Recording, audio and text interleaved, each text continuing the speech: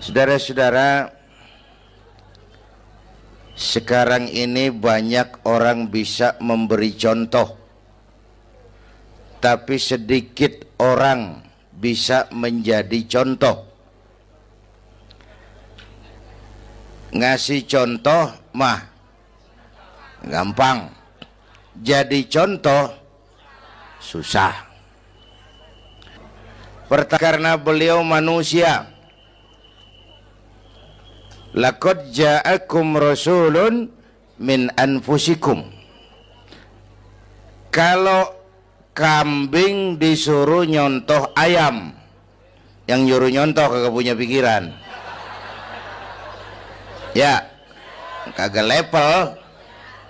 Kambing mah nyontohnya kambing, kebo nyontohnya orang, nyontohnya orang. Makanya Nabi kita orang, bukan malaikat, bukan jin, bukan dewa, manusia.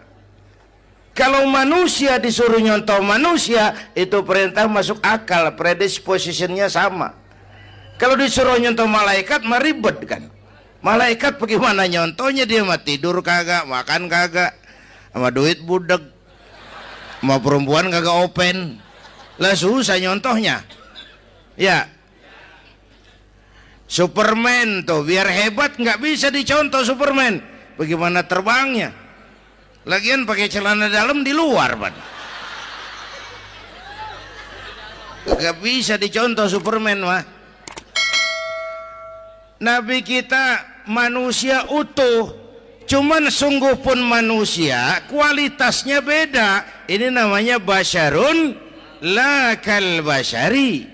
Manusia memang, tapi jangan samain, bobot bibitnya beda. Contoh, kita nih manusia, kita tidur. Nabi kita manusia, beliau tidur. Tidur Nabi, tidur mata doang, hatinya nggak pernah tidur. Tuh bedanya sama kita tuh.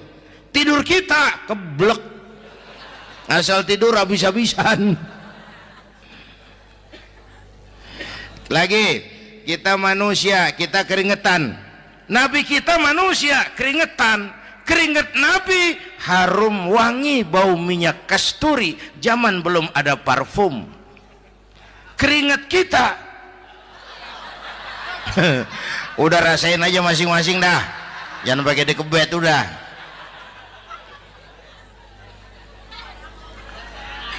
Contoh lagi, kita nih manusia nih, kita beludah nggak?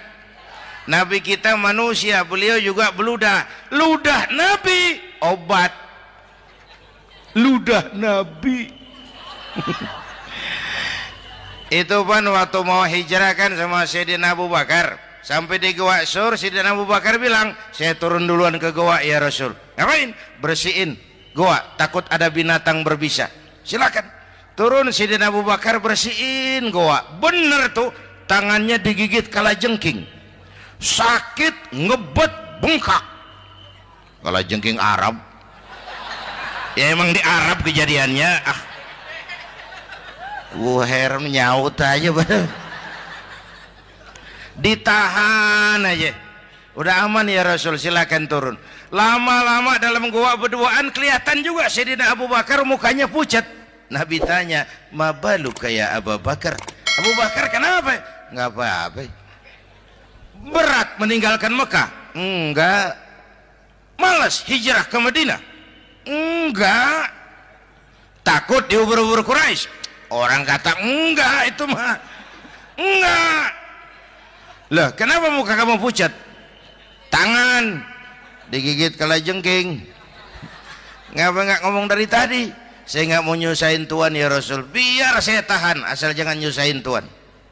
Jangan begitu kau. Sini tanganmu, diambil sama baginda Nabi. Bismillahirrahmanirrahim. Cuh, diludahin, ringkes, sembuh saat itu juga.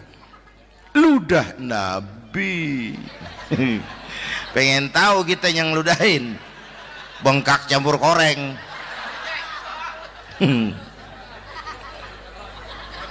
Satu tuh alasannya kenapa Nabi dijadikan contoh, karena manusia. Kalau manusia disuruh nyontoh manusia pasti bisa dong. Ya. Yang kedua, karena tadi kata Bang Haji Oma, pribadinya itu pribadi yang multidimensi. Mau nyontoh apa? Pak, saya ini pengusaha Pak. Nabi umur 9 tahun udah ke Syria tuh, dagang lintas negara, Syam. Saya jenderal Pak, Nabi mimpin tentara di medan perang Mas. Saya mau balik Pak, Nabi dakwah Bung. Saya guru Pak, Nabi ngajar Mas. Innama bu'istu mu'alliman, aku diutus sebagai guru, guru umat, guru bangsa. Saya politisi Pak, Nabi diplomat ulung Bung. Saya presiden Pak, Nabi mimpin bangsa dan negara Mas. Saya kepala rumah tangga Pak, Nabi punya anak bini Bang. Ayo lempengan mana dulu cari ngomong. Malah Nabi Isa tuh nggak bisa jadi contoh bagaimana membina rumah tangga bahagia. Bagaimana membina rumah tangga bahagia menurut contoh Nabi Isa? Nggak ada Mas. Kenapa? Nabi Isa belum sempat kawin. Ya, Nabi Isa belum sempat kawin. Ada pengikut Nabi Isa menyangka nggak kawin ajaran Nabi Isa, pada ngikut lagi nggak kawin. Tuh pastor tuh mubazir. Lah orang dikasih perabotan. Bang bener, saya kalau dalam Islam kiai kagak boleh kawin, saya pilih berhenti jadi kiai. Kalau kagak ada giro-giroan, botak rambut.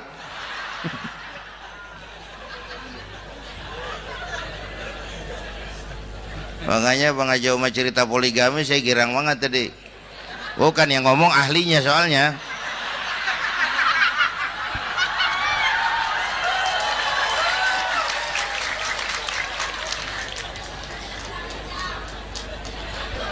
Dadah gitu aja deh ya. Nah kata Imam Busair ini yang dahsyat, ka'annahu wa huwa fardun fi jalalatihi fi askarin hina talqahu wa fi hasham. Sepertinya kehebatan Rasulullah itu sama baik sendiri maupun di tengah tentara. Artinya begini, orang hebat banyak, tapi yang hebat di mana-mana susah nyarinya. Baginda Rasul ini lagi duduk hebat, lagi jalan hebat, ada di pasar hebat, lagi di masjid hebat, di medan perang hebat, di depan anak-anak hebat, di mata musuhnya hebat, di depan sahabatnya hebat, di mata istrinya hebat, di mana-mana hebat. Lah susah nyari orang begini Bang. Ya, kita mah hebat juga setempat. Di kantor hebat, sekantor orang diomelin. Di kantor, pulang ke rumah dikeplak sama bininya diem aja. Nih di depan bininya dia kagak hebat dia mah.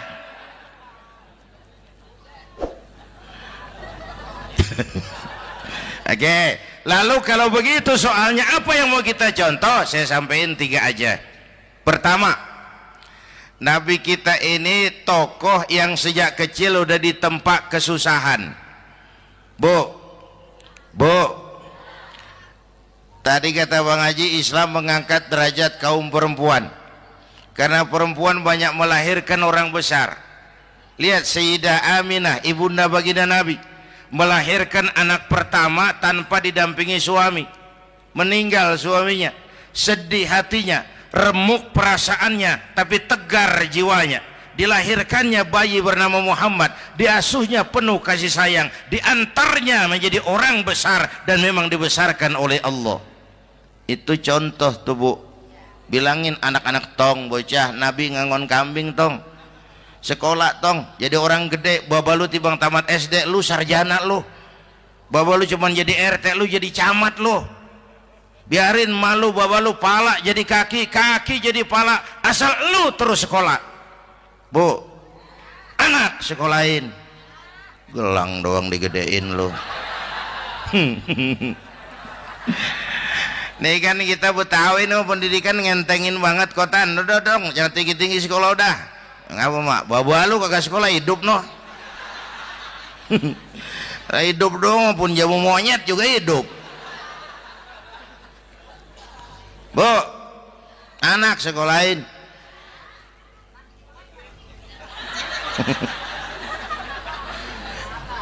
Mahatma Gandhi.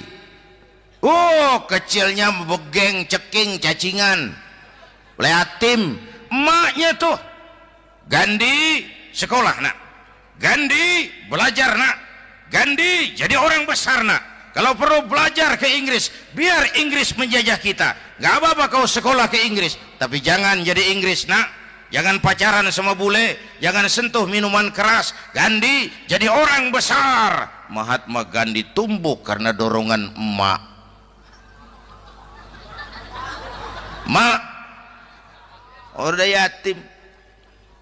James Watt, Kang Bandrek. Emaknya tuh yang dorong tuh jadi orang besar. Belum lagi perempuan yang jadi besar. Di Indonesia ada Kartini, di Jawa Tengah ada Dewi Sartika, di Jawa Barat Dewi Sartika, di Bengkulu ada Fatmawati Soekarno, sang penjahit bendera merah putih. Di Aceh muncul Laksamana Malahayati, disusul kemudian oleh Cut Nyadin, baru kemudian muncul Cut Koko, Cut Meme, Cut, ya udah tak cut lain dah.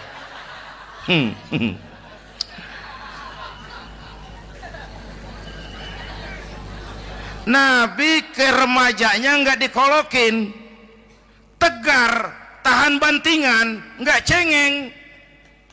Begini bang, kalau bahasa kita nih, bahasa Betawi nih, orang mah bang kalau udah biasa susah ketemu susah nggak kaget udah. Ya kita Betawi kan masuk udah nukangin. Susah mulu. Saya santri nih biasa makan kangkung, datang ke rumah temen dikasih kangkung, makanan gue ini mat, dikasih daging ayam lah nambah, emang apa? Orang mah kalau biasa susah enak nggak kagetan. Saya santri biasa tidur di masjid, disuruh nginep di hotel lah pules nggak? Tapi yang biasa tidur di hotel suruh nginep di masjid encok.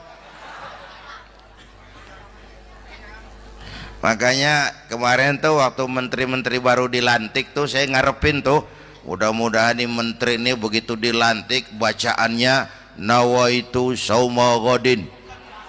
Lu pada niat puasa dulu dah, entaran. Puasa kan bukan kagak boleh, nunda doang, nunda puasa mah. Tempe boleh maghrib, tahu boleh maghrib, air kelapa boleh maghrib. Lu menteri pada mau naik mobil mewah boleh ntar kalau ekonomi udah mendingan, rakyat udah pada legaan napasnya. Ya sebab apa? Itu duit buat mobil para menteri kan duit negara. Duit negara kan duit rakyat. Duit rakyat kan duit gue juga, itu ada di situ. Gue bayar pajak. Sayangnya kebanyakan pejabat kita asal dilantik aja bacaannya Allahumma lakasumtu. Niat buka puasa. Orang buka puasa kan kemaruk, apa jadi gares? Ya. Bu, jadi benar Islam mengangkat harkat, derajat, martabat kaum perempuan. Kata Bang Haji Umar tadi, dengar nggak tuh? Waktu Nabi ditanya, ya Rasul, siapa yang paling harus saya taati di dunia? Ibumu. Setelah itu, ibumu. Setelah itu, ibumu. Setelah itu, bapakmu. Ibu 3 kali disebut, bapak. Coba pikirin, ibu 3, bapak 1. 1 bapak. Ini bagaimana ngitungnya ini jadi kerok begini nih ngitung nih.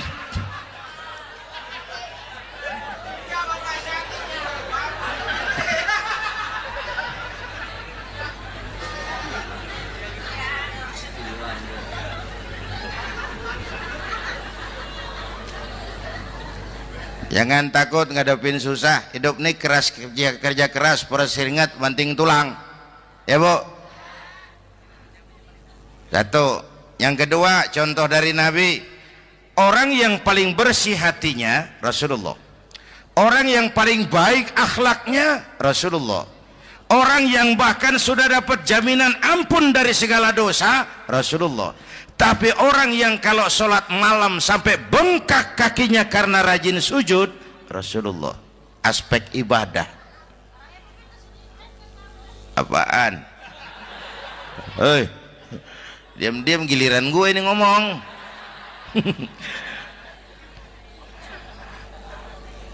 Lo ngomong lagi udah gue pulang. Canda neng. Udah gantian ya. Ya. Apaan urusan?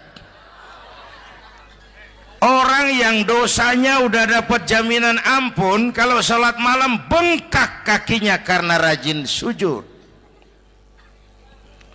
Saya tahu di sini juga banyak yang kakinya bengkak. Semurat. Oke. Kira-kira 3 minggu yang lalu saya menghadiri haul akbar Syekh Maulana Malik Ibrahim di Gresik, haul ke-609. Dari situ saya ke Surabaya ikut zikir sama keluarga besar Tarbiyatul Qulub. Waktu zikir saya terkejut, ada kalimat yang dibaca ratusan kali menyentak perasaan saya. Kalimatnya sederhana, kita hafalah, yaitu kalimat Ana Abdullah.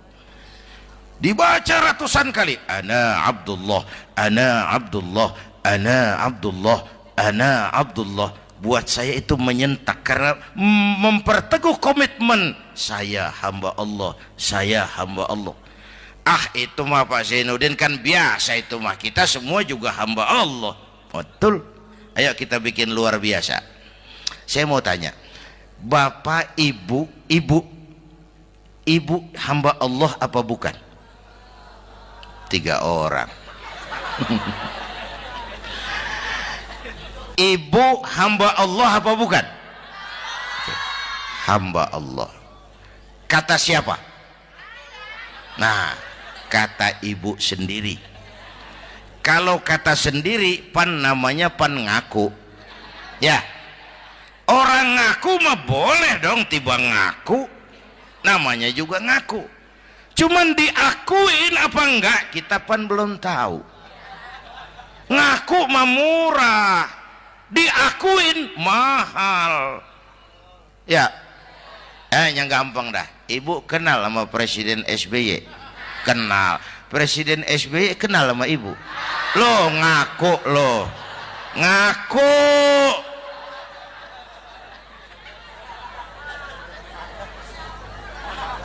Saya hamba Allah, kata saya.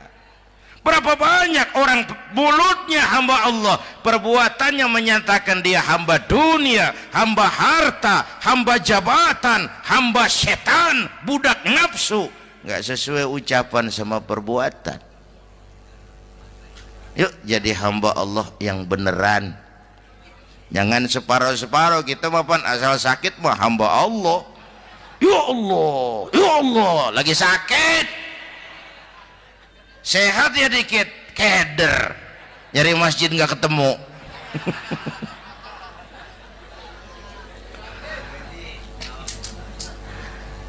Apalagi kata Bang Haji tadi nih, kita nih kan zaman entertain nih, orang pada pintar bikin bungkusan sekarang Bang, ya.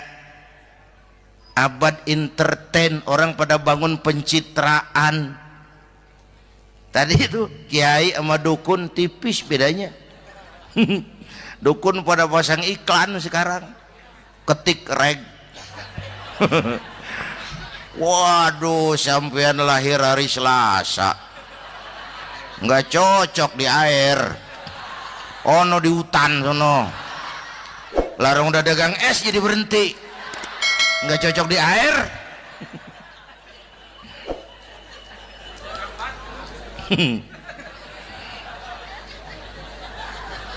Bu, Di zaman ini siapa pakai apa, siapa mau jadi apa kagak urus nih. Bapak Ibu hadirin yang saya hormati, dan masyarakat kita ini kayak daun kering. Tahu daun kering? Gampang dikumpulin, susah diikat. Berisik, gampang dibakar. Tuh daun kering. Penyakitnya kutil, kurang teliti. Cepat heran, gampang kagum. Cepat heran, gampang kagum. Dulu ada tuh satu hari tabrakan di jalan kenceng, buah, korban jatuh belepotan darah, dikerubungin orang banyak. Datang wartawan mengambil gambar dari dekat, susah, orang banyak bener ngerubung. Cari akal nih wartawan, tolong saya dikasih jalan ke dekat korban. Orang nengok semua, saudara siapa? Saya bapaknya korban, katanya. Dia ngaku bapaknya korban. Ya orang minggir semua, minggir, ini ada bapaknya korban. Orang minggir semua, dia maju ke depan korban. Sampai di depan korban, pucat mukanya tuh wartawan. Kenapa? Yang ketabrak anak monyet, Pak. Dia udah kedongan ngaku bapaknya korban.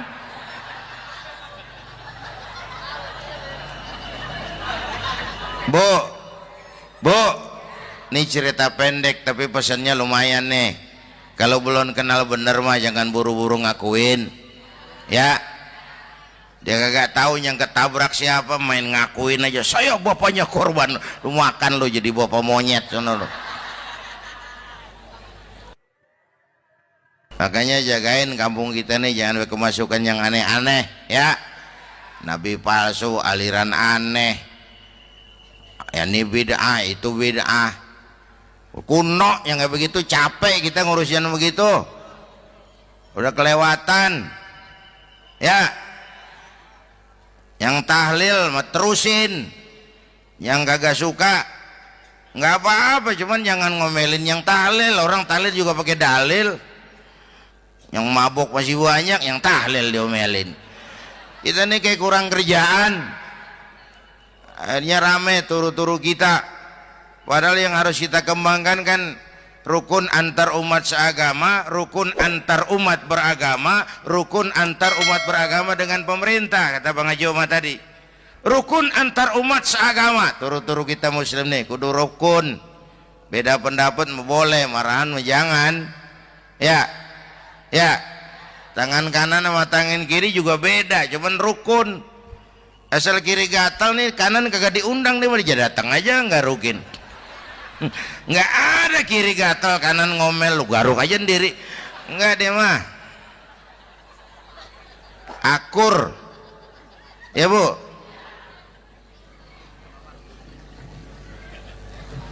Yang kedua, rukun antar umat beragama.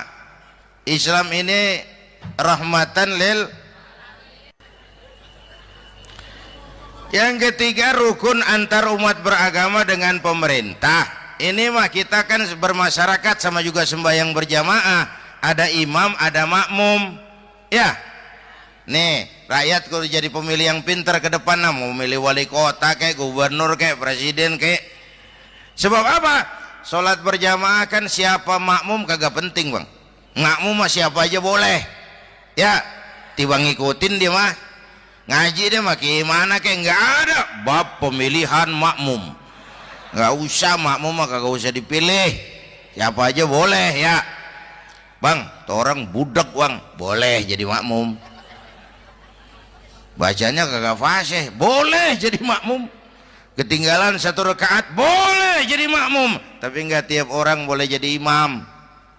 Siapa yang dipilih jadi imam? Pertama, a'lamuhum, kata Nabi. Orang yang paling alim di kampungmu siapa? Angkat jadi imam. Yang paling alim, bukan yang paling tua. Tua juga kalau kejemur kisut. Dulu tuh Nabi Adam waktu diangkat jadi khalifah kan bekalnya apa? Wa 'allama Adam al-asma'a kullaha. Al-asma' ay al-ulumul katsirah. Dulu zaman Fir'aun perang sihir sama Musa, sekarang perang visi dan misi. Punya ilmu Bu, ngerti urusan dari tetek sampai bengeknya. Kalau ngikutin imam yang alim pan enak, bisa dipertanggungjawabkan. Hati-hati milih pemimpin maksudnya. Bu, jangan terjebak oleh penampilan. Emas pasti kuning. Benar? Apa semua yang kuning pasti emas? Udah paham dulu. Ustadz, kenapa? Di kampung saya ada 2 orang alimnya sama. Yang mana yang jadi imam? Afsahuhum, yang lebih fasih lidahnya. Yang satu alim pelok, yang satu alim kagak pelok. Nah, yang kagak pelok suruh jadi imam. Kenapa? Nggak sah orang fasih bermakmum kepada imam pelok. Ustadz, imam pelok, makmum pelok semua. Sah. Namanya kampung pelok, biarin. Susah diurusin udah itu. Apa sih artinya fasih? Yang enak deh, nyambung. Pegel kalau punya pemimpin kagak nyambung sama rakyat. Ya, rakyat mau yang ngidul deh ngalor, rakyat mau yang ngulon deh ngetan. Lah kan capek rakyat, kagak nyambung. Makanya kalau jadi imam pesan Nabi, idza amma ahadukumun nas falyukhaffif. Kalau kamu jadi imam, ringankan sholat kamu. Itu makmum nggak sama kekuatannya. Jangan panjang-panjang kalau jadi imam, kudu tahu keadaan makmum. Tuh makmum ada yang udah tua rentak, diri aja udah gemeter. Ada yang punya darah tinggi, kalau sujud kelamaan palanya ngebet. Ada yang udah janji tuh makmum habis sembahyang mau terima duit. Kalau imam kelamaan, kalau saudan makmum. Ya, nyambung. Jangan udah diangkat jadi imam saenake dewe. Salat isya berjamaah, rakaat pertama selesai Fatihah Yasin.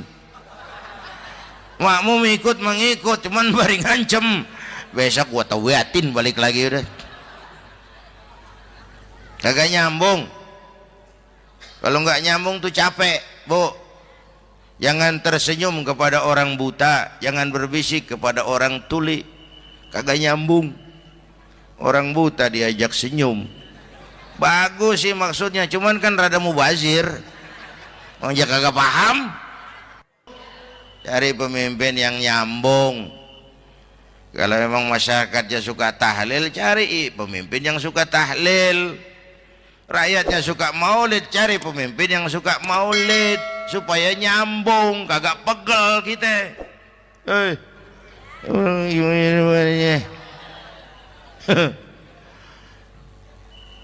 Bapak Ibu hadirin, saya balik urusan kita.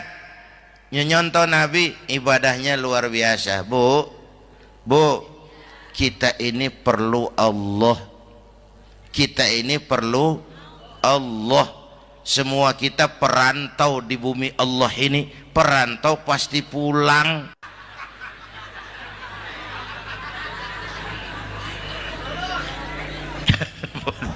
Bolot.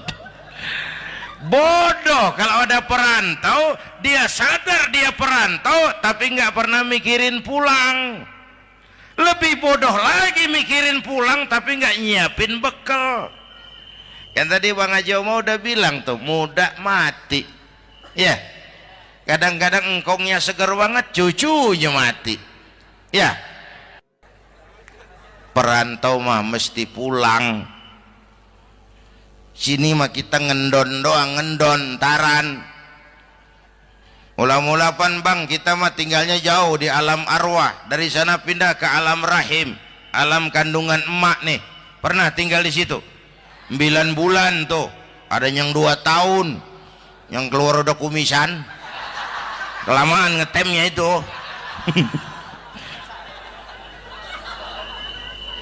Dari sisi ini mau pantas ibumu, bapakmu, karena alam rahim, fisik dan psikis emak lebih capek dari kita bapak.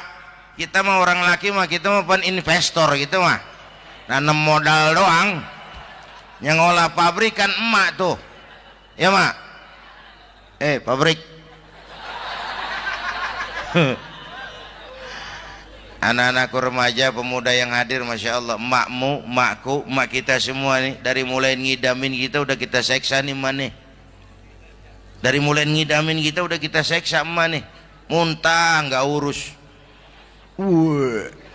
Mending ada yang dikeluarin mah enak, lega. Ini kagak ada apa-apanya. Bener mak. Yang dipengenin yang kagak musim, lah kan setengah mati lagi urusan. Tengah malam pengen megang pala kereta, lu jorok bener lu, gue heran.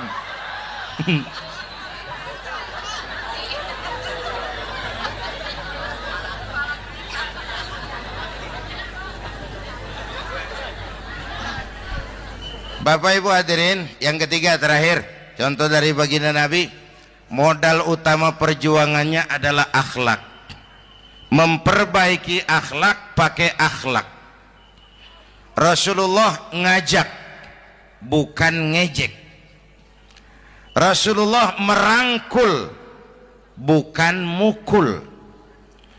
Rasulullah pakai argumen, bukan pakai sentimen. Tujuannya adalah kebenaran, bukan menang-menangan. Prinsip dakwahnya basyiru wala tunafiru, yassiru wala tu'assiru. Gembirakan orang, jangan ditakut-takutin. Mudahkan urusan orang, jangan dibikin sulit. Di masyarakat memang mendingan rakyat rendah berakhlak tinggi daripada pejabat tinggi berakhlak rendah. Dulu tahun 50-an orang kita kalau pergi haji ke Mekah 6 bulan. 6 bulan tuh orang udah pada lupa aja baru pulang. 6 bulan orang yang ada cuman kapal laut, Mekah Madinah onta, banyak rampok lagi di gurun pasir Baduy itu. Dulu orang tua kita belajar manasik, kalian belajar silat. Sekarang karena kemudahan kemajuan ilmu menciptakan Boeing memotong waktu 5 bulan, orang pergi haji cukup sebulan. Bapak Ibu hadirin yang saya hormati, oleh karena itu menjaga nilai-nilai akhlak itu penting. Kepada siapa kita harus berakhlak? Pertama, kita harus berakhlak kepada Allah. Bagaimana caranya? Jangan menyekutukannya dengan sesuatu pun. Yang kedua, jangan menyembah kecuali hanya kepadanya. Yang kedua, kita harus berakhlak kepada sesama tadi itu. Yang ketiga, kepada lingkungan. Saya dulu masih zaman ada almarhum kakek saya, engkong. Kampung saya banjir, air masuk ke rumah. Saya teriak, "Kong, banjir Kong." Engkong saya ketawa, "Biarin, bukan salah air." Habis, salah lo. Salah kita bagaimana Kong? Lah lo tempat air lo tempatin. Yang punya tempat datang ya kagak ngerti, ini tempat gua, ini di sini nggak pada lo, lah banjir. Engkong saya nggak makan bangku sekolahan, tapi wise Pak. Air kan bukan musuh, air kan teman, teman kan kudu punya tempat.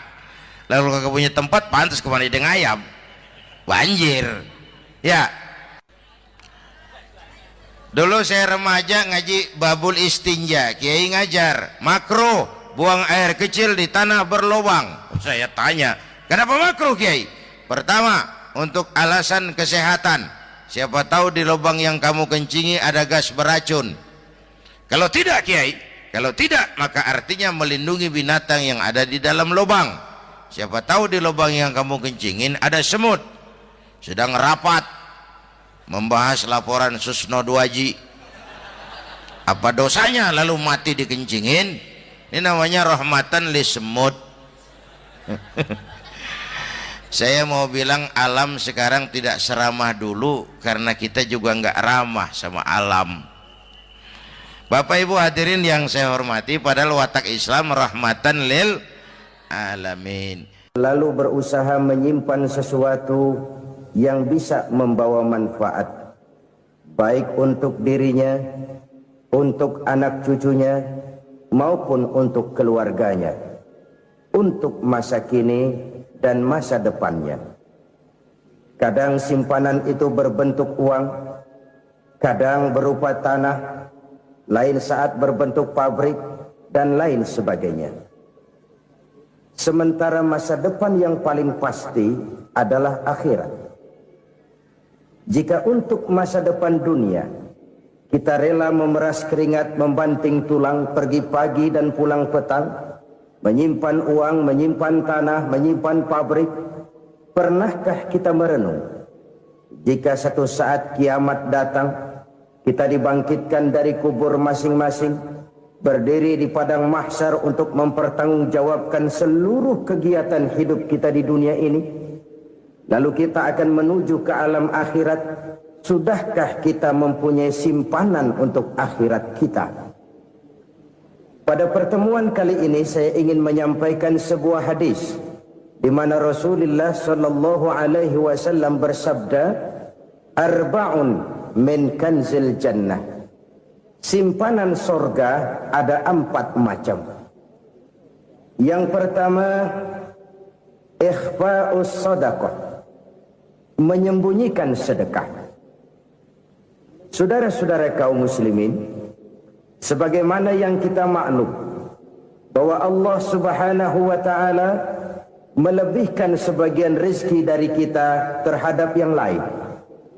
Ada yang kaya, ada yang setengah kaya, ada yang miskin, ada yang setengah miskin, dan selanjutnya.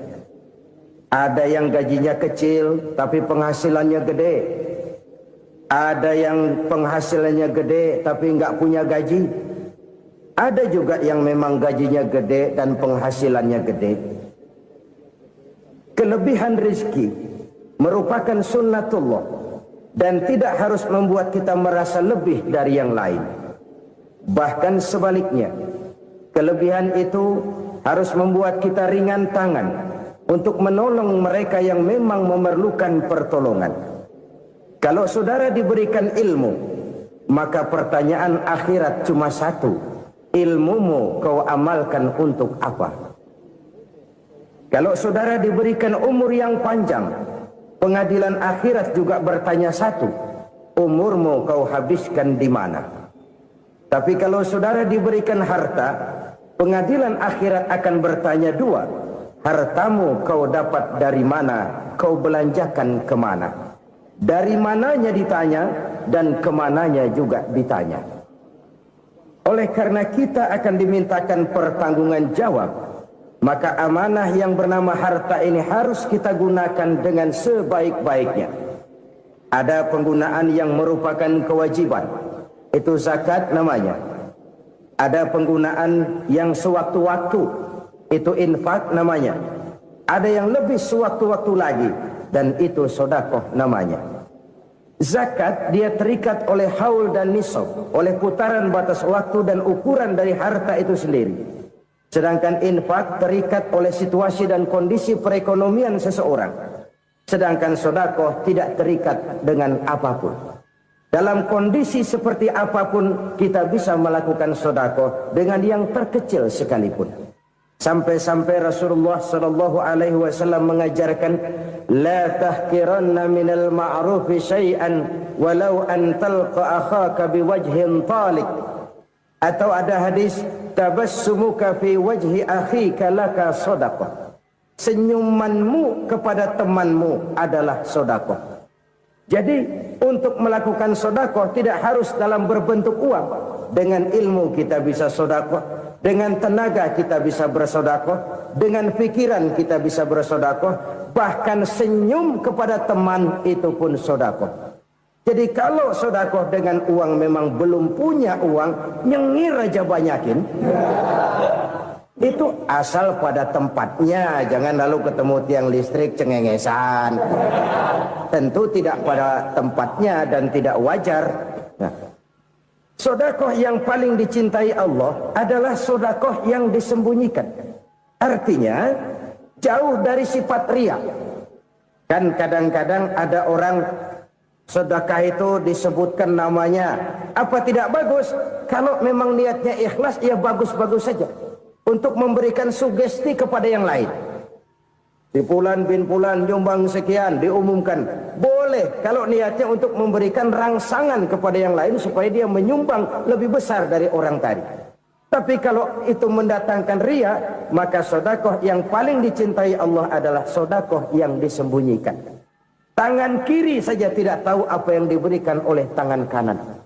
Sedekah yang dilakukan dengan ikhlas akan merupakan perbendaharaan surga, tersembunyi dari pandangan orang lain, tidak seorang pun tahu. Karena memang sikap yang baik adalah melupakan kebaikan dan mengingat kesalahan. Itu salah satu ciri orang bahagia. Orang yang selalu mengingat kesalahannya dan berusaha melupakan segala kebaikannya. Kalau dia akan berada kebaikan, dia tidak bisa ikut, dia merasa rugi karena dia merasa belum pernah berbuat baik. Tapi kalau akan melakukan kesalahan baru, dia ingat kesalahan yang sudah-sudah, sehingga terhalang baginya untuk melakukan satu kesalahan baru. Demikianlah saudara-saudara, bahwa Allah melebihkan rizki sebagian kita dari yang lain, agar terjadi tolong-menolong dalam kehidupan ini. Jadi kesenjangan yang nature, kesenjangan yang alami, itu sunnatullah. Ada yang kaya, ada yang miskin, ada yang kelas menengah. Nah, kenapa lalu sekarang kita berusaha mengentaskan kemiskinan? Oleh karena adanya kesenjangan struktural. Kalau yang kaya bisa semakin kaya, kenapa yang miskin tidak bisa naik jadi ikut sedikit kaya? Sebab pada dasarnya Islam adalah agama yang sejak turunnya sudah berupaya memerangi kemiskinan. Bahkan dikatakan kemiskinan itu mendekatkan kepada kekufuran. Orang kalau miskin udah dekat banget sama kafir. Gampang menjadi kafir. Berapa banyak saudara-saudara kita yang oleh karena soal perut, oleh karena soal materi, terpaksa meninggalkan dan menanggalkan akidahnya. Menjual petunjuk yang diberikan Allah dengan kesenangan dunia yang cuma sebentar ini. Na'udzubillah, thumma na'udzubillah. Jadi makin kita sembunyikan satu sedekah, semakin banyak perbendaharaan kita di surga. Sedekah yang paling dicintai Allah adalah sedekah yang disembunyikan. Malahan ada seorang sufi, dia punya kebiasaan kalau pergi sholat Jumat dia bawa uang, itu uang dia taruh di bawah tikar masjid. Dia niat sedekah kepada siapa saja yang nemuin itu duit. Maksudnya apa? Supaya yang nemuin nggak tahu siapa yang punya duit. Demikian dia saking ingin menyembunyikan sedekahnya. Karena sifat ria itu bisa memakan amal kita sendiri. Ria itu termasuk menyebut-nyebut kebaikan kita. Orang yang suka nepuk dada, sedikit-sedikit ngitungnya kalau nggak gua. Tuh kalau nggak gua tuh. Tuh yang belas itu kalau nggak gua, kalau nggak gua. Iya kalau nggak lu kenapa emang? Orang yang suka menepuk jasad. Tuh, biasanya memang begitu saudara-saudara. Kalau perang lagi berkecamuk, orang nggak sempat ngaku jadi pahlawan. Tapi begitu perang selesai, yang kagak kenal bedil ngaku pahlawan. Mas. Itu sesuatu yang biasa. Oleh karenanya, orang-orang yang ikhlas dalam bersedekah, disembunyikannya sedekah itu, Allah cinta betul. Malahan ada hadis memberikan jaminan, inna sadaqatal mar'il muslimi tazidu fil umri wa tadfa'u mitatas su'i. Sesungguhnya sedekahnya seorang mukmin tazidu fil umri, bisa menambah umur panjang. Wa tadfa'u mitatas su'i, dan menyelamatkan manusia dari mati secara su'ul khatimah. Jadi siapa yang kepengen panjang umur, banyaklah sedekah. Yang bosan hidup, pelit terus. Sedekah menambah panjang umur dan menyelamatkan manusia dari mati secara su'ul khatimah. Pak, katanya umur itu nggak bisa ditambah, nggak bisa dikurangin. Kapan? Kalau ajal sudah datang. Fa idza jaa ajaluhum la yastakhiruna sa'atan wa la yastaqdimun.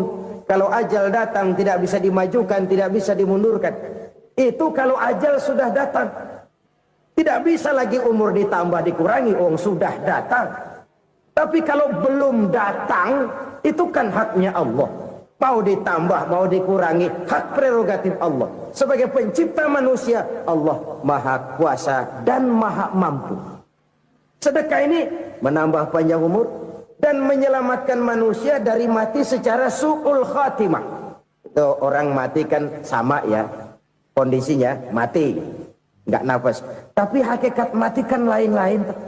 Ada yang mati itu husnul khatimah, baik akhirnya. Misalnya lagi ngaji mati, lagi sholat mati, lagi sedekah mati. Ini yang dinamakan dengan husnul khatimah, baik di akhirnya. Sebaliknya ada yang su'ul khatimah, jelek di akhirnya. Ini yang jadi catatan akhir. Lagi nyekek botol, mampus. Lagi banting kartu, modar.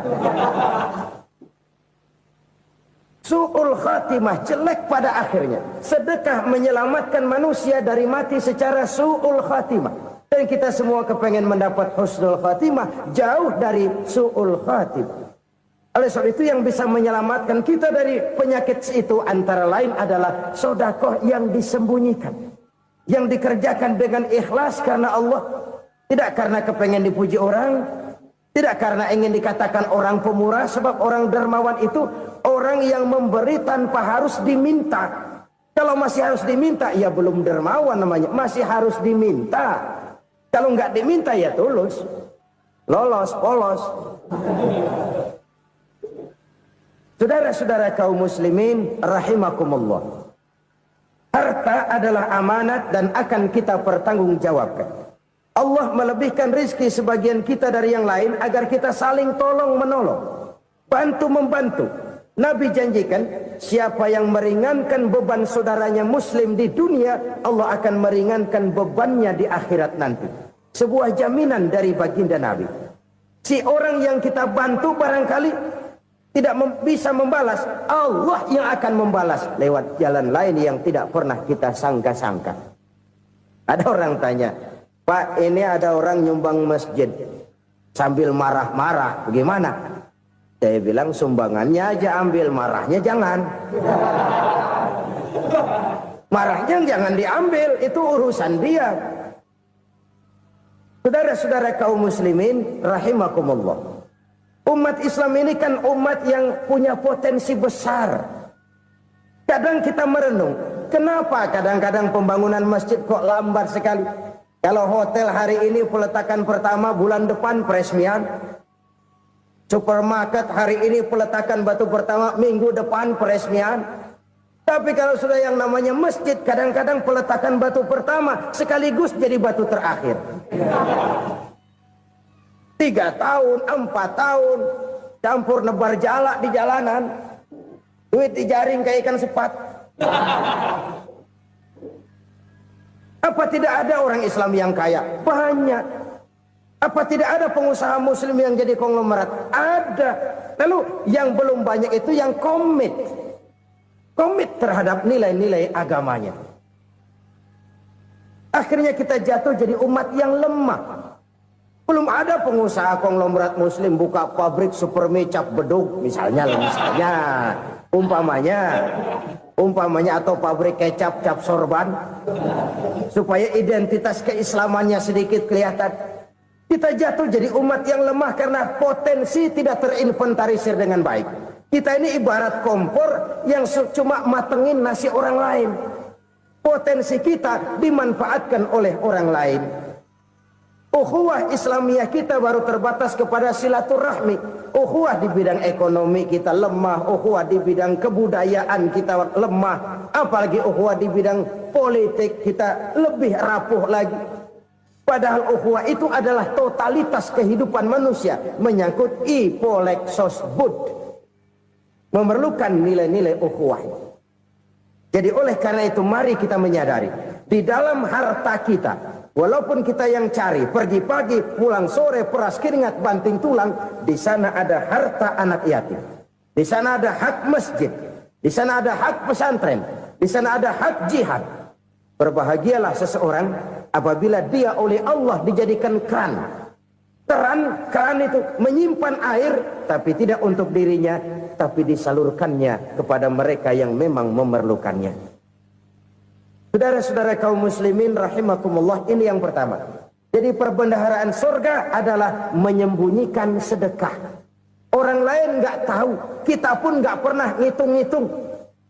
Kita anggap lewat begitu saja. Padahal itu deposit akhirat. Satu. Yang kedua, perbendaharaan surga itu apa? Wa kitmanul musibah, menyembunyikan kesulitan. Kadang orang takut menghadapi kesulitan, tapi makin kita merenung, hidup ini kan sebenarnya urusan. Takut sama urusan, ya jangan hidup. Tandanya orang hidup itu kalau punya urusan. Urusan merupakan problem. Problem sering menimbulkan kesulitan. Kesulitan bukan untuk ditakuti, tapi untuk diatasi dan dicarikan jalan keluarnya.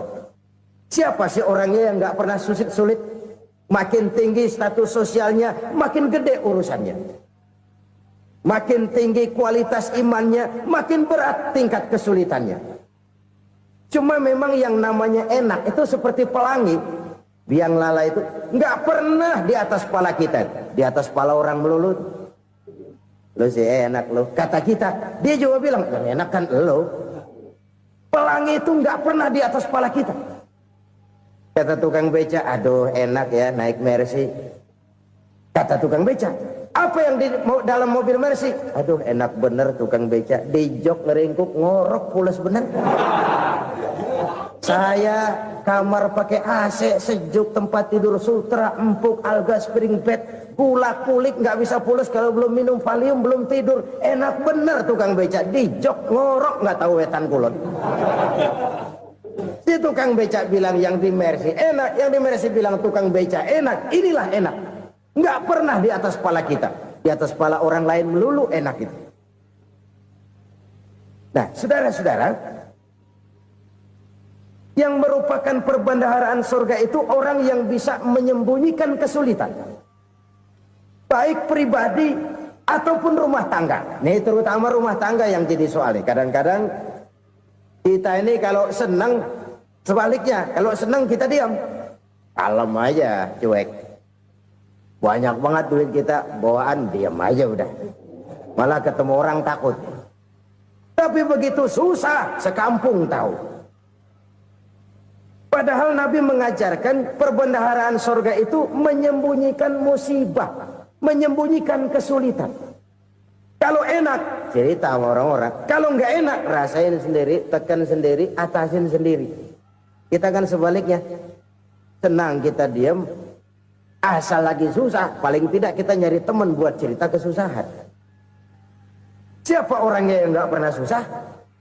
Cuma soalnya bagaimana kita mengatasi kesusahan itu sendiri.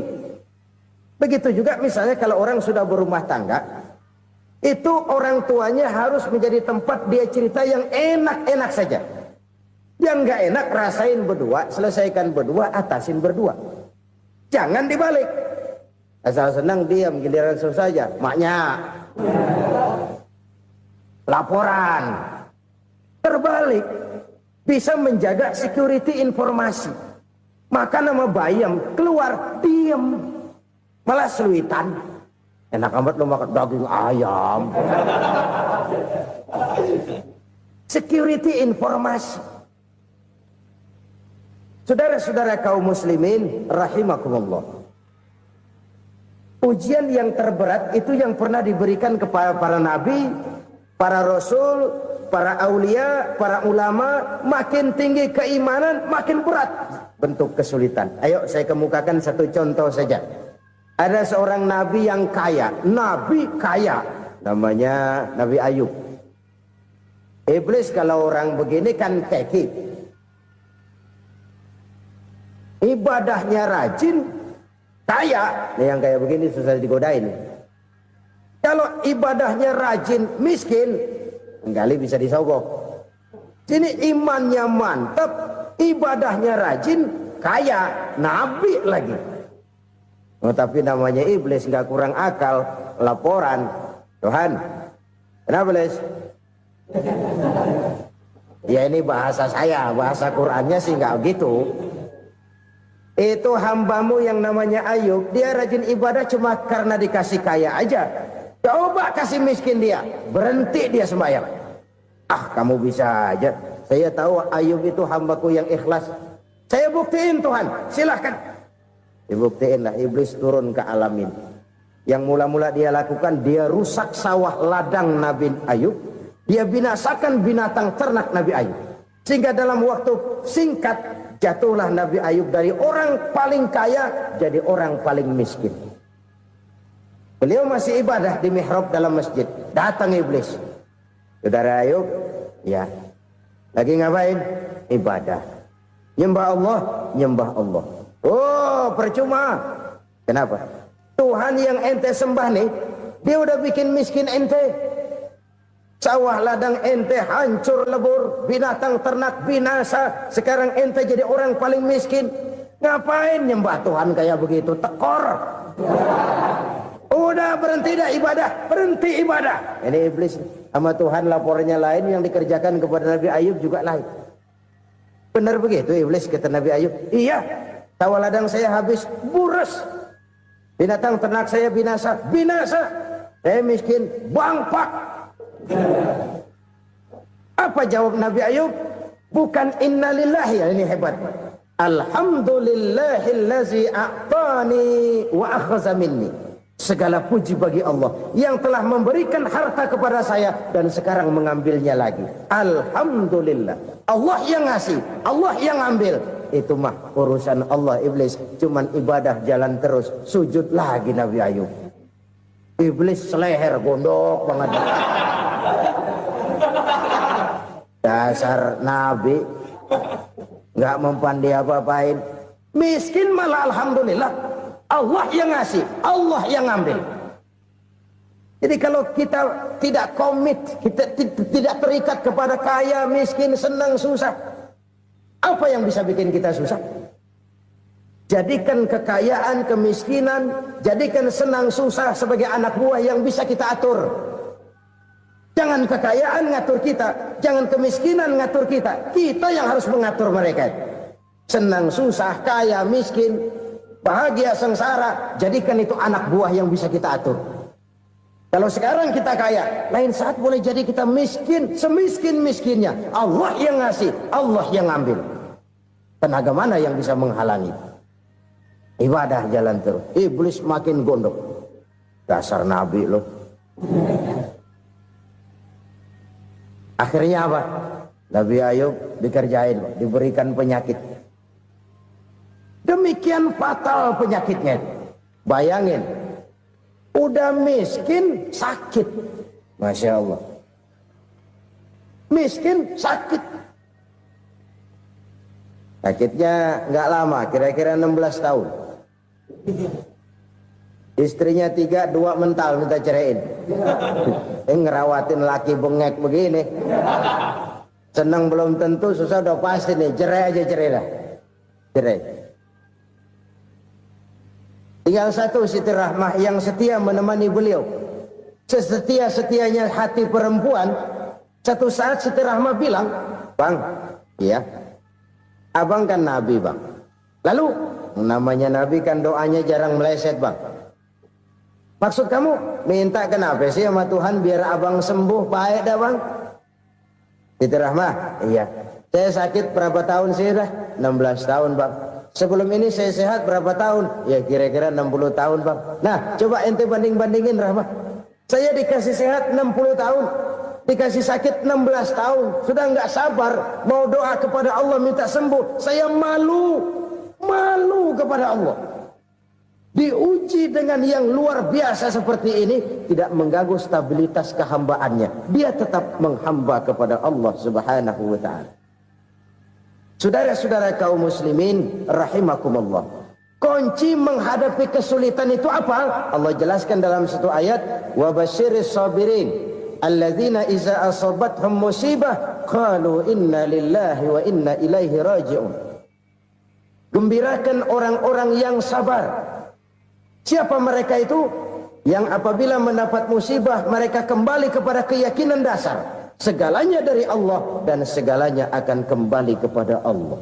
Ini konsepsi dasar dari sikap muslim dalam menghadapi berbagai kesulitan. Segalanya dari Allah, segalanya akan kembali kepada Allah. Kalau ini sudah kondisi dasarnya, maka kita akan lapang menghadapi kenyataan bagaimanapun pahitnya. Apakah itu namanya miskin? Apakah itu namanya sakit? Bahkan maut sekalipun, segalanya dari Allah, segalanya akan kembali kepada Allah. Ini sikap hidup, bukan sekedar ucapan. Kita kadang-kadang menjadikannya sebagai ucapan. Mulutnya sehingga berhenti, innalillahi wa inna ilaihi rajiun, tapi nangisnya terus gerung-gerungan. Bukan itu, ini kesadaran moral. Kalau segalanya dari Allah, segalanya kembali kepada Allah, kan sebenarnya cuma nunggu giliran. Hari ini saya nyembayangin dia, entah hari apa saya disembayangin orang. Hari ini saya antar dia ke kubur, entah hari apa orang nganterin saya ke kubur. Hari ini saya tahlilkan dia, entah nanti kapan orang tahlilkan saya. Segalanya dari Allah, segalanya akan kembali juga kepada Allah. Oleh sebab itu saudara-saudara, kesulitan bukan untuk ditakuti. Kesulitan justru untuk diatasi, dicarikan jalan keluarnya. Dan tidak ada orang yang tidak pernah mendapat kesulitan. Tidak ada. Semakin tinggi status sosial, semakin tinggi kualitas keimanan, semakin besar juga tingkat kesulitan. Hanya saja bagaimana cara kita mengatasinya. Dan Al-Quran menyatakan, inna ma'al usri yusra. Di balik kesulitan itu pasti ada kemudahan. Roda itu berputar. Karena itu Rasulullah sallallahu alaihi wasallam mengingatkan kepada kita, ta'arraf ila Allah fir raha ya'rifka fis syiddah. Ingatlah kepada Allah di waktu kamu senang, supaya Allah ingat kepada kamu di waktu kamu susah. Kalau waktu senang kita ingat kepada Allah, kita susah, Allah tidak akan meninggalkan kita. Tapi kalau waktu senang kita jauh dari Allah, sujud tidak sempat, dengan masjid jauh, ketika senang kita lupakan Allah. Nanti begitu kita susah, Allah lupakan kita. Dan itu menyakitkan. Oleh karena itu orang-orang tua kita dulu bilang, kalau lagi sehat ingat-ingat lu bakal sakit nanti. Kalau lagi kaya ingat-ingat satu saat kita bakal jatuh miskin. Bahkan kalau lagi muda ingat-ingat kita bakal tua. Dan yang terpenting, kalau lagi hidup ingat-ingat kita bakal mati.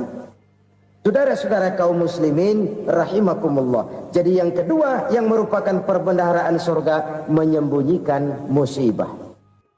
Saudara-saudara kaum muslimin rahimakumullah. Hal ketiga yang merupakan perbendaharaan surga adalah wasilatur rahmi. Orang yang suka bersilaturahmi. Sebagaimana yang kita maklum bahwa manusia adalah makhluk yang disebut zon politika. Makhluk sosial yang tidak mungkin hidup sendiri-sendiri. Betapa dan siapapun kita memerlukan orang lain. Bodoh betul manusia kalau tinggal di tengah masyarakat tapi tidak mau bermasyarakat. Merasa hebat sendiri, pinter sendiri, gagah sendiri, kaya sendiri. Mungkin kalau mati juga ngubur sendiri. Jangankan kita di sini, di sorga saja Nabi Adam waktu sendirian bengong melulu, mondar mandir. Allah tegur dam sepi dam. Ya ini kalau bahasa saya. Iya Tuhan, sepi ini nggak ada coret-corekan pisan ini. Diciptakan Siti Hawa baru anteng Nabi Adam. Itu di sorga. Cobalah. Umpamanya saudara tinggal di Jakarta nih. Kayak bener. Apaan aja di Jakarta punya saudara dah. Jembatan Semanggi ambil. Monas buntel bawa pulang. Hotel-hotel ambil semua. Cuman tinggal di Jakarta sendirian, apa enaknya? Betapa dan siapapun kita perlu orang lain. Tidak ada seorang pun yang bisa memenuhi kebutuhan hidupnya secara sendiri-sendiri. Nah, Islam telah menyelamatkan manusia dari ras diskriminasi. Mengikat manusia dengan persaudaraan yang berlandaskan kepada akidah. Karena itu dianjurkan bersilaturahmi. Bahkan Nabi menyatakan, man arada ayyubsata lahu fi rizqihi wa yunsa'a fi atharihi falyasil rahimah. Siapa yang kepengen diluaskan rezekinya dan dipanjangkan usianya, banyaklah ia bersilaturahmi. Siapa yang kepengen dimudahkan rezekinya, hendaknya ia banyak bersilaturahmi. Kalau banyak teman, kesulitan kan paling tidak ada tempat cerita. Udah susah, sendirian kita pikirin diri, nggak ada tempat tukar pikiran. Cepet banget sama bengek.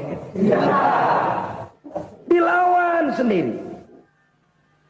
Nah, secara makro kita bisa berkata, tidak mungkin ada kemenangan kalau tidak ada kekuatan.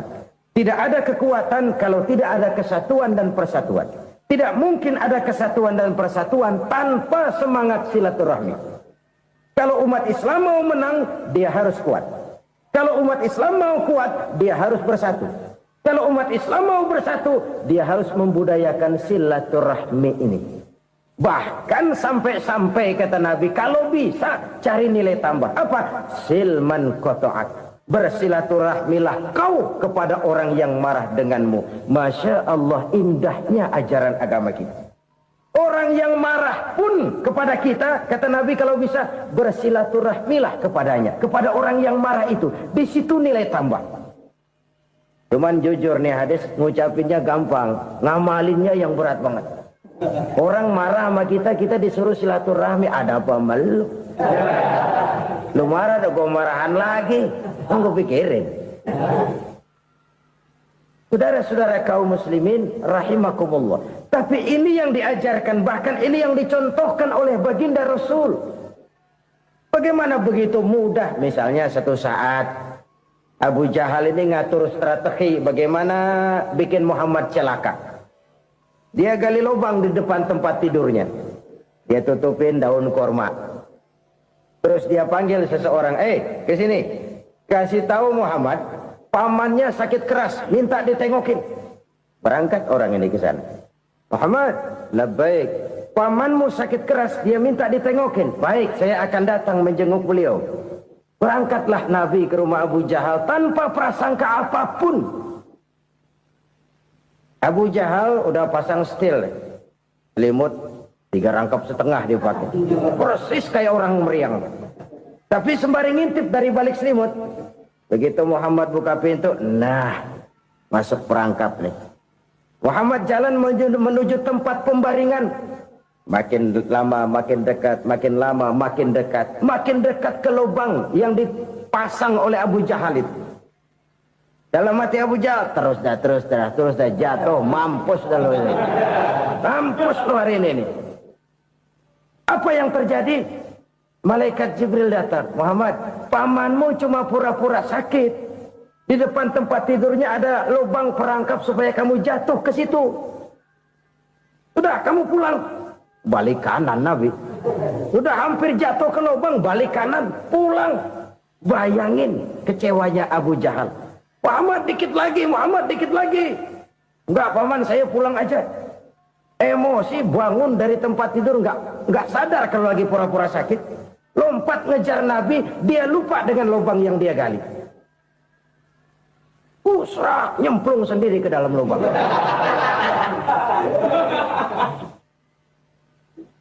Nabi terus berlalu. Ini terjadi keanehan. Jatuh ke lubang yang dia gali itu sebenarnya nggak terlalu dalam ya, antara 3-4 meteran lah. Tolong, saya jatuh ke lubang ini. Datanglah pelayan-pelayannya itu. Angkat saya dari sini. Oh, yang ngulurin tambang. Satu gulung, belum juga nyampe itu tambang. Kurang, beli lagi ke warung. Sambung, ulur lagi, nggak juga bisa sampai. Wah, ini kerjaan Muhammad ini. Tolong, siapa salah seorang kamu ke rumah Muhammad, kasih tahu encangnya kecebur. Minta ditolongin. Sampaikan kepada Rasul. Kenapa? Pamanmu jatuh ke lubang, Muhammad minta tolong diangkatin. Tambang udah nyambung-nyambung nggak nyampe juga. Ya, nanti saya datang, saya tolong. Coba. Nyata-nyata orang berniat jahat mau mencelakakan dia. Datang dia menolong. Ini yang disebut air tuba dibalas air susu ya ini. Bukan sebaliknya. Air tuba dibalas air susu. Paman, kecebur ya? Iya Muhammad, tolong ini. Pegang tangan saya. Nabi ulurkan tangannya. Nyampe. Dipegang oleh Abu Jahal. Diangkat ke atas. Sampai atas, apa kata Abu Jahal? Sihirmu memang hebat Muhammad. Udah ditolongin dikata sihir. Yang enak kita kemplang kan itu orang begitu. Urusan apa? Tapi inilah akhlak. Kalau bisa kamu bersilaturahmilah dengan orang yang marah kepadamu sekalipun. Orang marah kita tetap baik. So, kalau kita berbuat baik sama orang yang memang baik, rasanya sih biasa-biasa aja. Orang baik kita baik lagi, ya draw aja, belum ada nilai tambah di situ. Baru ada nilai tambah kalau kita bisa berbuat baik kepada orang yang nyakitin kita. Itu namanya kita setingkat di atas dia. Dia sakitin kita, kita berbuat baik sama dia. Dia pelit sama kita baik sama dia.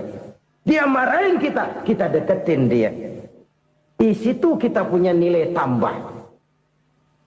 Jadi siapa yang ingin diluaskan rezekinya, kata Nabi, dan dipanjangkan umurnya, hendaklah ia banyak-banyak bersilaturahmi. Sederhana sebenarnya silaturahmi, tapi silaturahmi membangkitkan semangat kesatuan dan persatuan. Kesatuan dan persatuan melahirkan kekuatan. Dalam matematika 1 ditambah 1 pasti 2. Tapi di tengah masyarakat, 1 orang takut ditambah 1 orang takut, hasilnya jadi 2 orang setengah berani. Kenapa setengah berani? Karena udah berdua. Tadi pan takut sendirian. Kalau dia kumpul turu-turu takut lah jadi berani. Kita yang lemah, kita yang tidak berdaya, kita yang miskin, kalau mau kompak bersatu, apa yang nggak bisa kita kerjain? Apalagi tinggal di kota besar, pilihan cuma 2.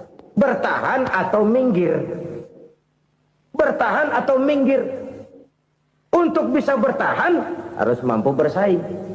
Untuk mampu bersaing harus punya keahlian. Keahlian harus ditunjang dengan pendidikan, ditambah oleh kekompakan sebagai umat.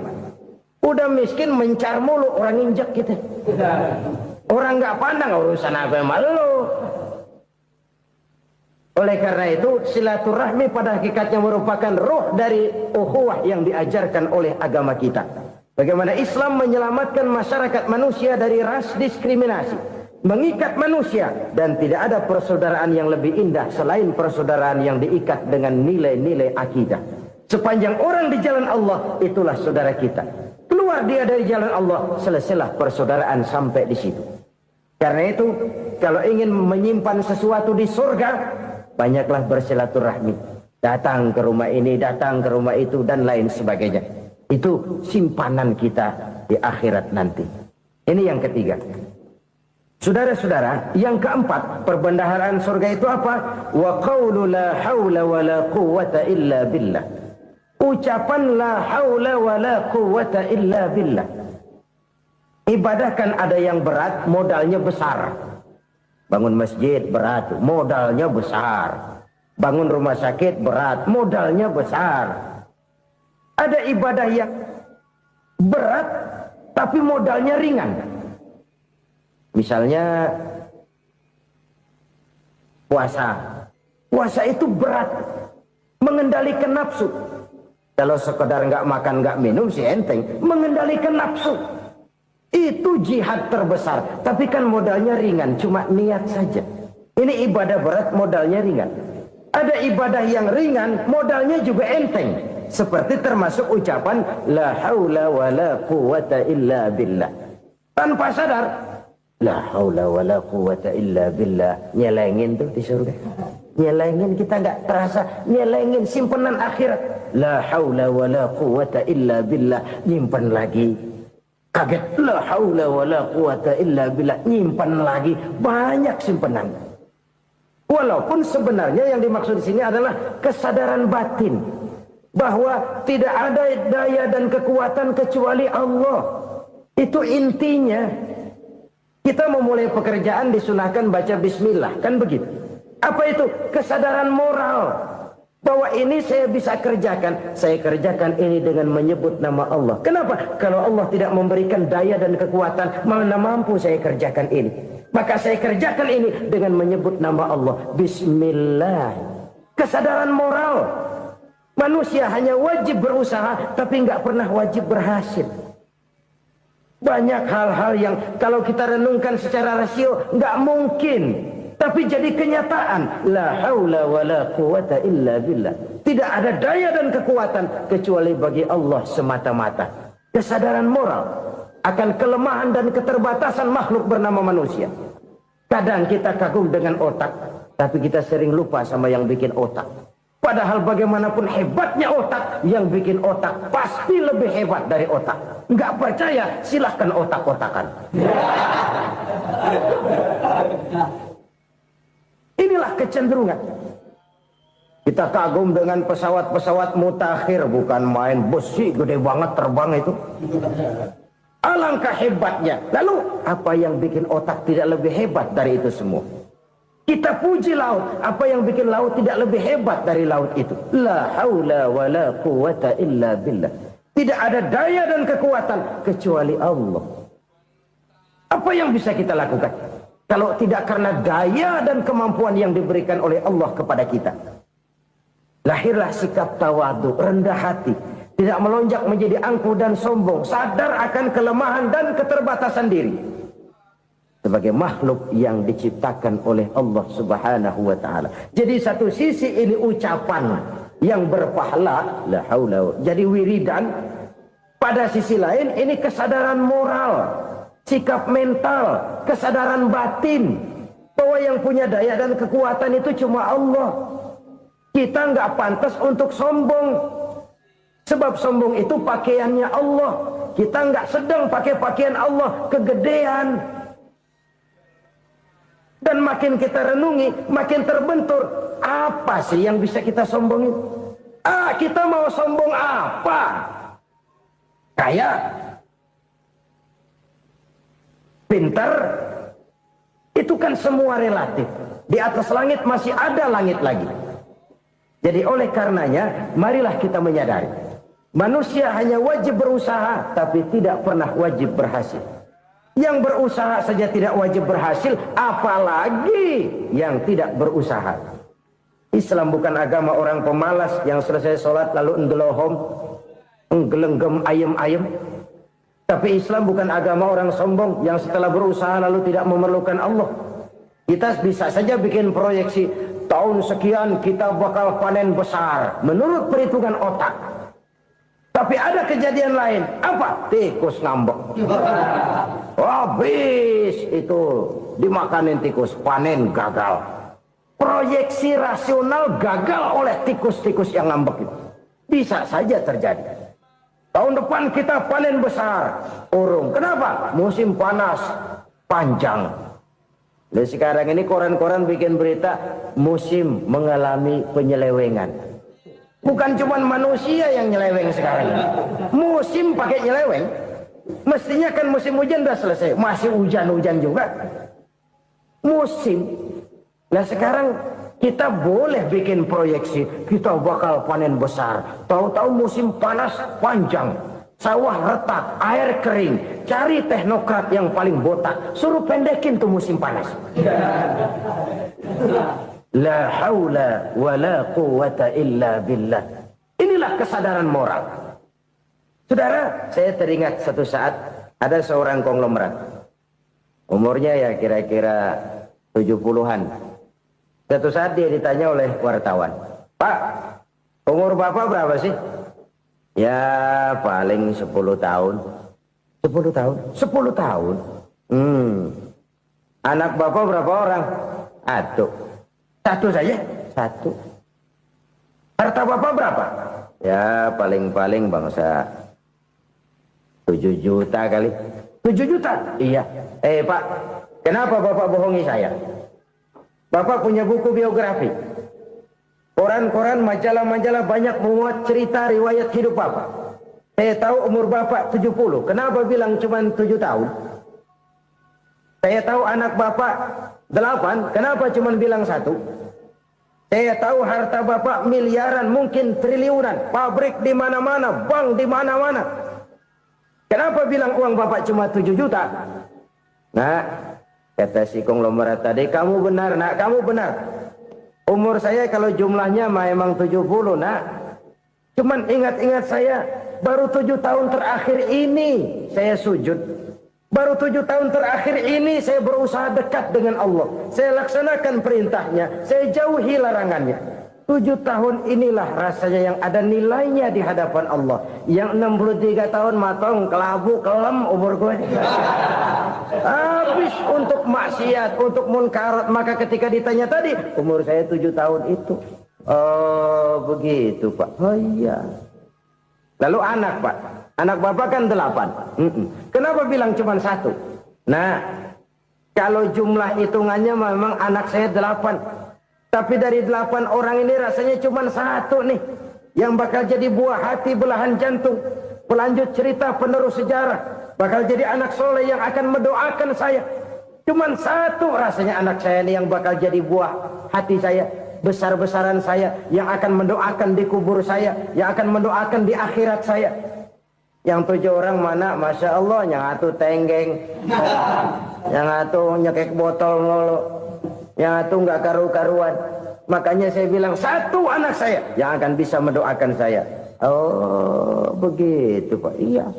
Nah harta Pak, harta Bapak kan triliunan, pabrik Bapak di mana-mana, uang Bapak hampir di tiap bank-bank besar. Kenapa bilang cuma 7 juta? Betul kau nak. Harta saya kalau jumlahnya memang miliaran, triliunan mungkin.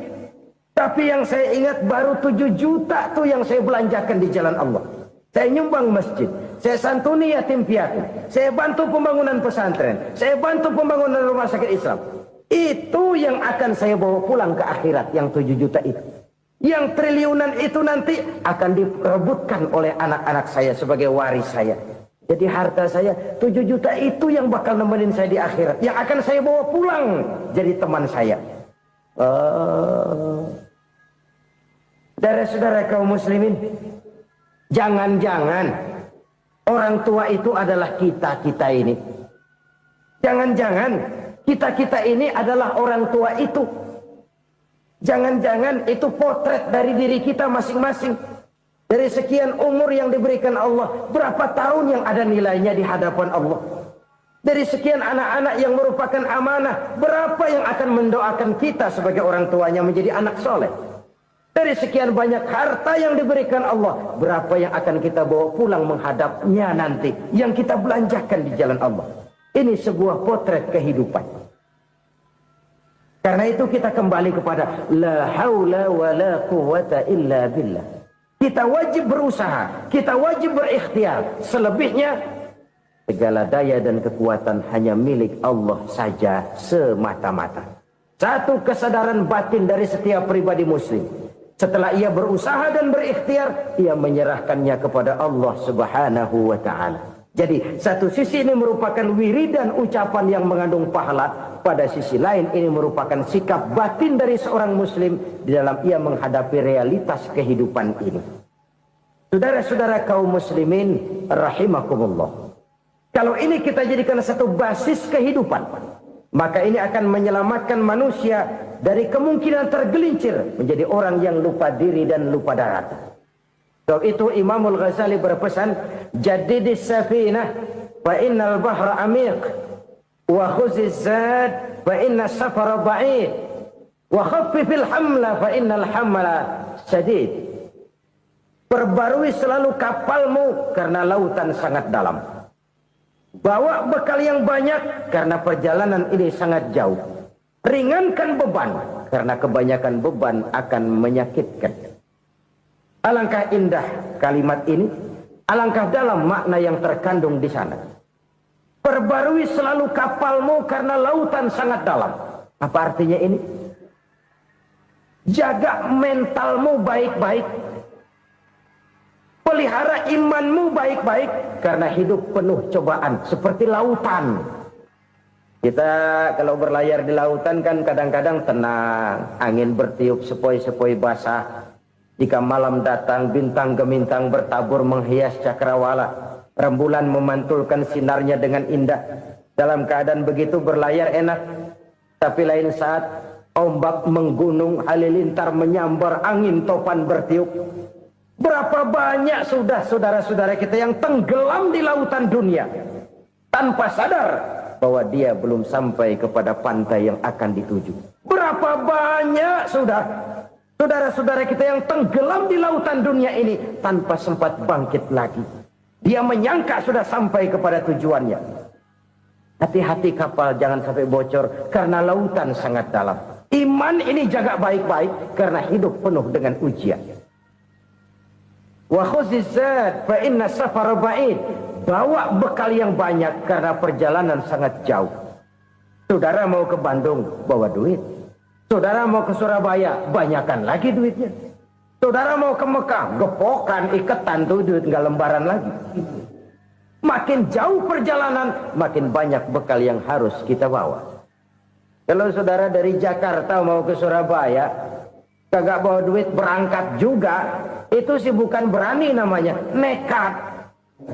Sampai Surabaya belum tentu, sengsara di jalan udah pasti. Kenapa? Nggak bawa bekal berangkat. Sama juga kita nih, misalnya belum sempat sembahyang, mati. Waduh, berani banget orang. Belum punya bekal, mati. Sengsara di jalan. Atau bekal tidak cukup. Dari Jakarta saudara mau ke Surabaya, bawa duit 500 perak. Paling jauh Cikampek nyampenya itu. Paling jauh itu. Antara jauhnya perjalanan dengan bekal yang saudara bawa tidak seimbang. Hidup ini perjalanan panjang. A walking tour.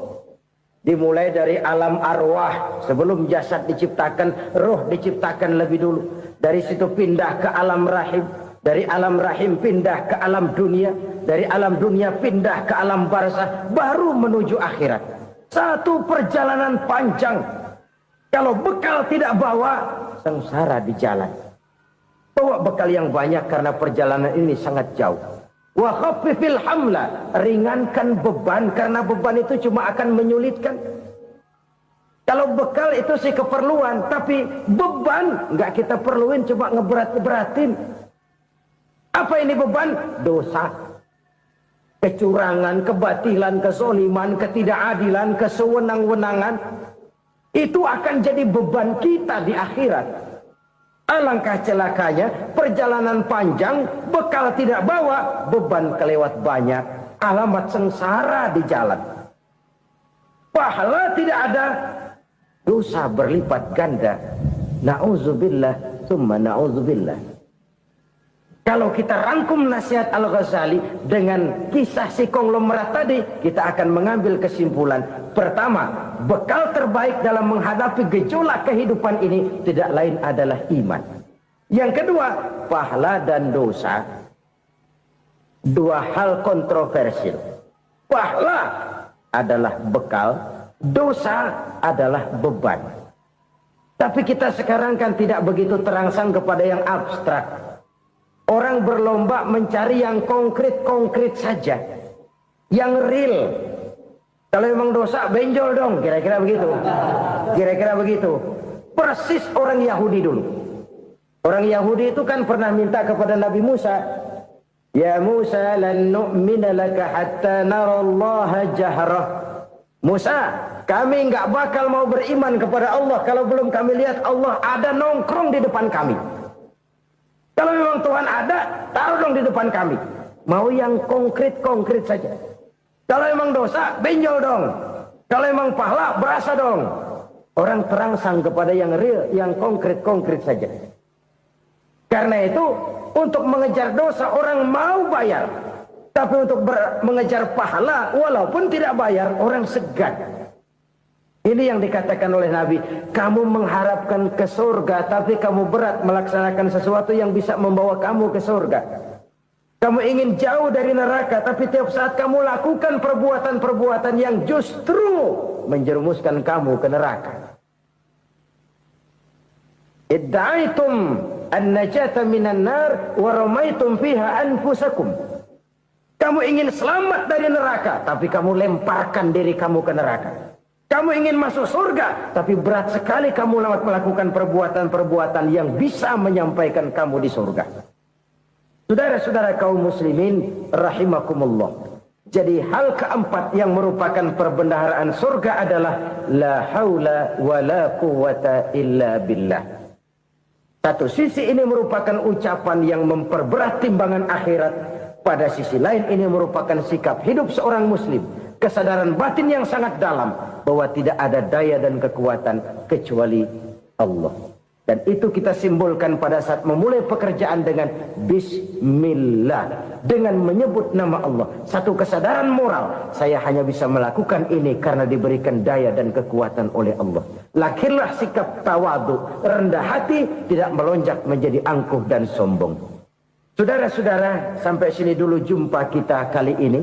Semoga 4 perbendaharaan surga ini dapat kita lakukan, yang kelak akan merupakan bekal kita di kemudian hari nanti. Amin ya rabbal alamin.